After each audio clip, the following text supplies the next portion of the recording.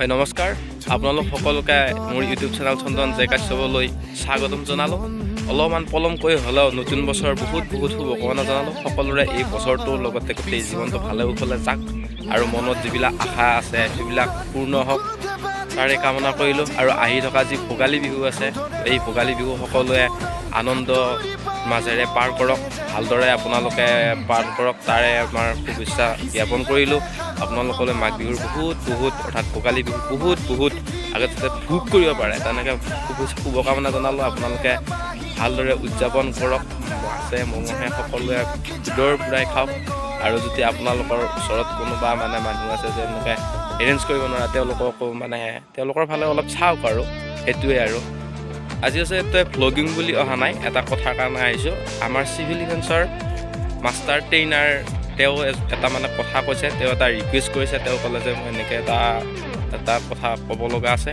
তেওঁক মই সুধিলোঁ কিবা ক'ব নেকি, ঠাণ্ডা যে ইমান পৰিছে। আচলতে মই জনা হোৱাৰ পৰা এইবাৰে বেছি ঠাণ্ডা পোৱা যেন অনুভৱ কৰিছোঁ। আচলতে আপোনালোকে ভিডিঅ'টো চালে গম পাব কিনো ঠাণ্ডাৰ কথা কৈ আছে, কিনো কৈ আছে বুলি ভাবে। এতিয়া আৰু ঠাণ্ডা পৰে আৰু কাপোৰ কানি পিন্ধিলেই হ'ল, সেই কথাটো হয়। আচলতে ভিডিঅ'টো ভিতৰৰ ফালে যেতিয়া যাব আপোনালোকে তেতিয়া গম পাব যে কি কৈছে। এই তেওঁ ক'লে আৰু কথা এটা, সেই কথাটো আপোনালোকৰ আগত অৱগত কৰিম বুলি এই ভিডিঅ'টোত আহিলোঁ। আপোনালোকে চাওক ভিডিঅ'টো চাই পেলাই যদি ভাল লাগিছে তেনেহ'লে কমেণ্ট কৰক, কমেণ্ট কৰি পেলাই আপোনালোকে জনাওক আৰু ঠিক আছে। উপভোগ কৰক ভিডিঅ'টো। ঠাণ্ডা কিছুমানৰ কাৰণে সুখকৰ, কিন্তু বেছি ঠাণ্ডা সকলোৰে বাবে সুখকৰ নহয়। গৰম কাপোৰ এডোখৰ আছে আমি পিন্ধিছোঁ, আমাৰ হয়তো ঠাণ্ডা অনুভৱ হোৱা নাই। কিন্তু পদপথত এনেকুৱা মানুহ আছে যাৰ ৰাতিটো টোপনি যোৱা নাই একমাত্ৰ ঠাণ্ডাৰ কাৰণে। সেইসকলৰ কাৰণে আমি চিন্তা চৰ্চা কৰিব লাগে। আমাৰ বহুতৰে ঘৰত 2-3টাকৈ চুৱেটাৰ আছে, জেকেট আছে, আৰু হয়তো আমি ইউজ কৰা নাই, ক'ৰবাত থৈ দিছোঁ। অনুগ্ৰহ কৰি আপোনালোকে সেইখিনি পেলাই নিদিব। অন্ততঃ ধুই যদি ভালকৈ পৰিষ্কাৰ কৰিও আমি সেই দুখীয়া মানুহবিলাকক সেইখিনি দিওঁ, তেওঁলোকৰ টোপনি আহিব। আমি যিহেতু জীৱশ্ৰেষ্ঠ মানুহ, গতিকে পদপথৰে যেতিয়া আমি যাওঁ, সচৰাচৰ চহৰ অঞ্চলত বেছিকৈ দেখা যায় যে বহু মানুহ তেনেকৈ ঠাণ্ডাত কুচি মুচি পৰি থাকে, তেওঁলোকৰ টোপনি নাযায়। এখন গৰমৰ কাপোৰ তেওঁলোকে ব্যৱস্থা কৰিব নোৱাৰে। তেওঁলোকক আমি যদি নতুন কাপোৰ যদিও দিব নোৱাৰোঁ, কিন্তু আমাৰ ইউজ কৰা যি কাপোৰ আছে অকণমান ভাল ধৰণে পৰিষ্কাৰ কৰি সেই কাপোৰ আমি দিব পাৰোঁ। দিলেও অন্ততঃ তেওঁলোকক বহুত ডাঙৰ এটা সহায় কৰা হ'ব, কাৰণ এই ঠাণ্ডা সকলোৰে বাবে সুখকৰ নহয়। ধন্যবাদ। কাৰোবাৰ কাৰণে দুখকৰ হ'ব পাৰে, কষ্টদায়কো হ'ব পাৰে।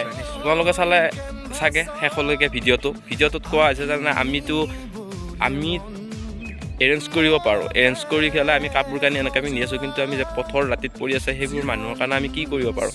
আচলতে তেওঁলোকেও আমি যদি এটা ভাবোঁ, এটা বেলেগ লেভেল এটাত যদি ভাবোঁ, তেওঁলোকেওতো কিবা বহুত প্ৰব্লেমত আছে, তেওঁলোকৰ কাৰণে আমি কিছু হেল্প কৰিব লাগে। আচলতে আমি আমি সকলো ফাইনেন্সিয়েলি ধৰা হ'ল কি বুলি কয় হেৰি নহয়, আমি কি কৰিব পাৰোঁ। আমাৰ যিবোৰ পুৰণি অলাগতিয়াল বহুত বেয়া কাপোৰ নহয়, কিছুমান আমাৰ মানুহ থাকে আৰু নিপিন্ধো কিন্তু ভালো হয় পুৰণি কাপোৰ, সেইবোৰ আমি ধুই কি এনেকৈ নহয় যে আছে আমি ধুই পেলাই আমি সেইবোৰ মানুহক দান কৰিব পাৰোঁ। এজন মানুহে যদি আমি 3-4জন মানুহক সেনেকৈ দান কৰোঁ, আমাৰ আৰু একচুৱেলি থাকেই সৰু ডাঙৰ মানুহ বুলি নহয়, সৰু ছোৱালীৰো থাকে। আচলতে আমি পথাৰত মানুহবোৰ দেখা পাওঁ, সেইবোৰক যদি আমি হেল্প কৰোঁ আচলতে বহুত উপকাৰ হ'ব, বহুত পুণ্য হ'ব। আচলতে আপোনালোকে এইবোৰ কৰিবলৈ এবাৰ চাওক, কৰি পেলাই আচলতে মনটো ভাল লাগে। আমি কৰিছিলোঁ আচলতে কাৰোবাক সহায় কৰি পেলাই যিটো ভাল লাগে, সেইটো বহুত কি বুলি ক'ম আৰু মনৰ পৰা বুজাব নোৱাৰা বহুত ভাল লাগে। এয়া আচলতে চাওক, আচলতে ভিডিঅ'টো চালে বহুত ভাল লাগিলে। আৰু আপোনালোকে ভিডিঅ'বোৰৰ চাব শেষলৈকে, লাইক কৰিব, কমেণ্ট কৰিব, শ্বেয়াৰ কৰিব আৰু ছাবস্ক্ৰাইব কৰি দিব, মোৰ যাতে চেনেলটো অলপ গ্ৰোথ হয়, আপোনালোকৰ মাজলৈ যাতে ভাল টপিক আনি থাকিব পাৰোঁ। আৰু আপোনালোকে যে এইটো দেখা পালে চিভিল ডিফেন্সৰ ওপৰত কোনে কি জানে অলপ আপোনালোকে কমেণ্ট কৰি জনাবচোন। সকলোৱে জানেনে চিভিল ডিফেন্সৰ বিষয়ে? আৰু চিভিল ডিফেন্সৰ বিষয়ে কিবা আপোনালোকৰ আগত কিবা ভিডিঅ' আনিব লাগিব নেকি, কিবা টপিক আনিব লাগিব নেকি? যদি লাগে তেনেহ'লে কমেণ্ট কৰি জনাব। আৰু সকলোৰে বছৰটো শুভ হওক, সকলোৱে মাঘ বিহু ভোগালী বিহু আনন্দ উল্লাহেৰে উদযাপন কৰক, আনন্দ উল্লাহেৰে পাৰ কৰি দিয়ক। কিন্তু কোনো ধৰণৰ বিপদ বিঘিনি নোহোৱাকৈ সকলোৱে উপভোগ কৰক। আৰু গেছৰ টেবলেট আপোনালোকে কিনি থ'ব। হাঁহ মাছ মাংস এইবোৰ খোৱাৰ আগত গেছৰ টেবলেট এটা নিশ্চয় খাই ল'ব, নহ'লে গেছৰ প্ৰব্লেম হ'ব পাৰে।